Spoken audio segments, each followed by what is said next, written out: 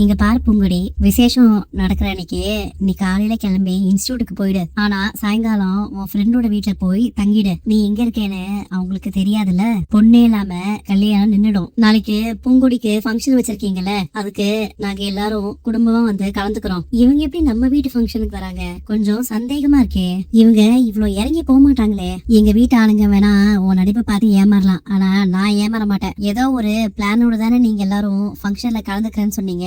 என்ன பிளானுங்கிறத சொல்லு. எங்க குடும்பத்தை அவமானப்படுத்துறதுக்கு தான் ஏதோ திட்டம் போட்டிருக்கீங்கன்னு எனக்கு நல்லா தெரியுது. அதை நான் நிச்சயமா நடக்க விட மாட்டேன். அழகரியும் பூங்கொடியும் போட்டோ எடுத்து பெருசா பேனர் போட்டுடலாம். முதல்ல சடங்கு முடிச்சிடலாம், அதுக்கப்புறம் கோயிலுக்கு பத்திரிக்கை வச்சிடலாம், அதுக்கப்புறம் இந்த போட்டோ எடுத்துடலாம். எங்க பூங்கொடி விசேஷத்துக்கு நீங்க போக வேண்டாம்னு சொல்லிடுவீங்களோன்னு பயந்துகிட்டே இருந்தேன். ஆனா நீங்க போகலான்னு சொல்லிட்டீங்க. ரொம்ப சந்தோஷம். நம்ம எல்லாரும் கூடி ஒன்னா குடும்பமா இந்த மாதிரி விசேஷத்துல கலந்துக்க மாட்டோமான்னு ரொம்ப வருஷமா ஏங்கிட்டு இருந்தேன். நான் ஆசைப்பட்டது எல்லாமே இப்போ நடக்க போகுது.